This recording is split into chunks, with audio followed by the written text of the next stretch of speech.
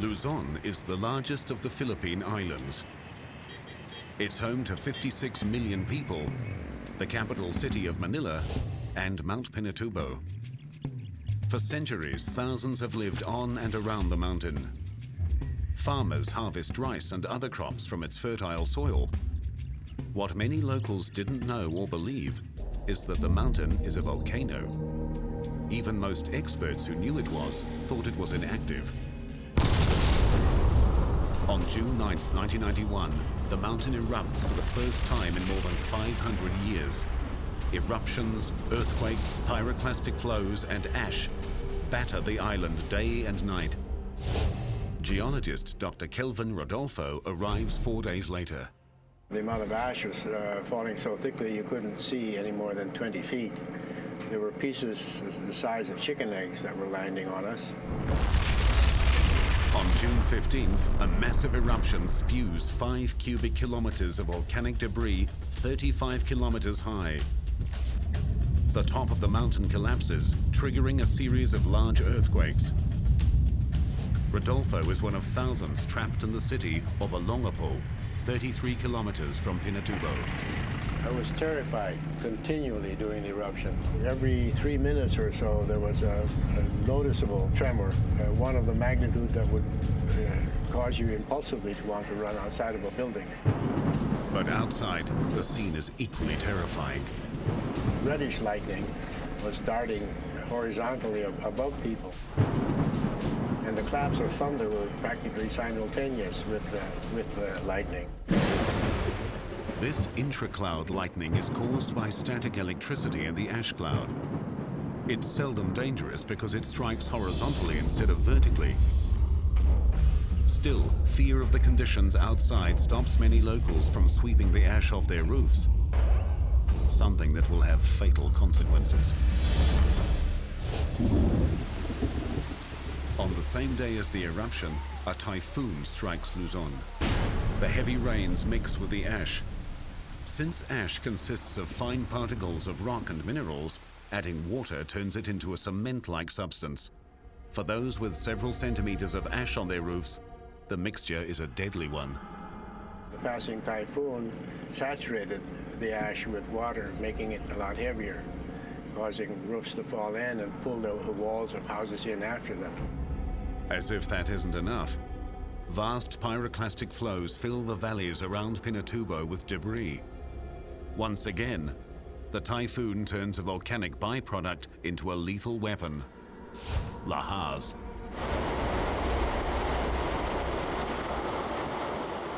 Lahars form when a large amount of debris rapidly mixes with a huge amount of water. The powerful mass churns downstream, destroying anything and anyone unlucky enough to be caught in their path. If you imagine a bulldozer traveling perhaps 15 miles per hour, hitting the substructure of a bridge, the bridge is taken out, and that's the impact that large rafted boulders had. After 9 nightmarish hours, the eruptions end. More than 300 people are dead, and tens of thousands are homeless. As bad as things are, they could have been much worse. In the months prior to the eruption, locals reported seismic activity. Ongoing scientific monitoring confirmed the reports. Guided by experts who pointed out specific high-risk zones, officials evacuated more than 58,000 people in the days and hours leading up to the eruption. Prior to the eruption, we had made maps that anticipated where the tephra would fall, and that depended on the seasonal winds. But in still another deadly development, the typhoon changed the wind direction. Areas that had been considered safe were inundated with a deadly mix of tephra, or ash, and rain that crushed homes and the people in them. As thousands begin the massive cleanup, the volcano's effects become global. 1 month after the eruption, the huge ash cloud circles the Earth. In the upper atmosphere, sulfur dioxide is converted into sulfuric acid aerosols. They reflect the sun's radiation away from the Earth, cooling the entire planet's surface by 1 degree. The effects on the Earth's atmosphere will last more than 2 years. Back in the Philippines, the volcano's after effects continue. In the 3 months following the eruption, heavy rains trigger more than 200 lahars. As time progressed and the flows eroded deeper and deeper into the lahars, the channels got larger and larger and became much more efficient conduits for the slurries to flow down. To help the hundreds of thousands of people in harm's way, lookouts are stationed upriver. When they sight a lahar, they radio priests like Father Nestor Tayeg, who ring their church bells in warning. The bell sounds would be heard by the community any time of the night like an alarm, a warning. Warning, be prepared, Lahar is coming. But once again, a twist of fate conspires against the people of Luzon. In October 1995, another large typhoon strikes the island and lookouts are put on alert. Unfortunately, the heavy rains that triggered the lahars were not yet loaded with sediment when they passed this watch point. Consequently, the lookouts radio that nothing but floodwater is coming down the mountain. But as the water runs down the channel, it erodes a lot of loose material, bulking up the lahar into a mixture estimated at 80% sediment and only 20% water. The larger the percentage of sediment, the faster and more powerful the lahar. It strikes with incredible force. It was making this noise, this sound, just like rampaging horses. It was coming closer. Suddenly, it invaded our parish church. The second floor of my rectory where I live was buried, and I climbed on top of the bell tower. The lahar still kept coming. You can actually hear the lahar still rising, burying the second floors of most houses. You can hear people screaming. It was very dark. You can't see a thing. The lahar kills dozens and buries the entire town of Bacolor. Like cement, the remains of the lahar dry quickly and turn rock hard. Today, the entire village is built on top of the dried-out lahar. Eerie reminders of the devastation are everywhere, including Father Ness's church, where a new floor had to be built over 7 meters of mud.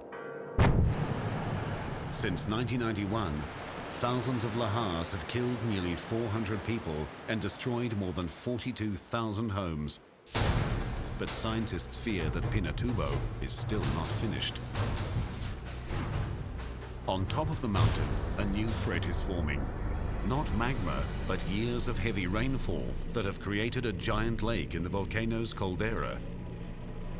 It breached its banks in 2002, generating a massive lahar. Geologists are concerned about a huge fault that runs through the area.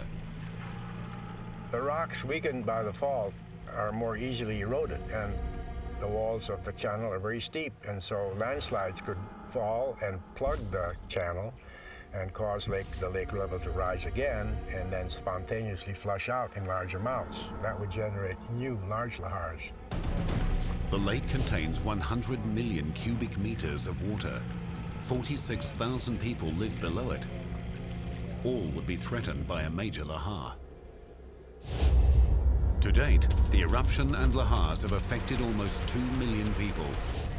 For the battered but resilient residents of Luzon, Pinatubo is a constant threat. For scientists, it's an ongoing spectacle. In geological training, we are accustomed to thinking in terms of small events repeated over millions, tens of millions, or even hundreds of millions of years to generate mountains. But here we see events happening within a day. A huge amount of pyroclastic material, a huge hole developed over a matter of hours or days. And that, to me, is very fascinating. The devastating byproducts of the Pinatubo eruption had long-term effects that killed hundreds, effects that continue to this day. But a mega eruption, one that volcanologists are certain will happen, could threaten millions. The The VEI-6 eruption of Mount Pinatubo and its after-effects killed more than 700, sent a huge ash and gas cloud around the globe, and lowered the Earth's surface temperature.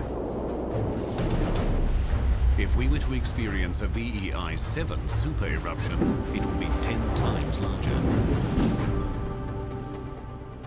It would destroy all life for dozens of kilometers. It would drastically change the Earth's climate, and scientists say it will happen someday.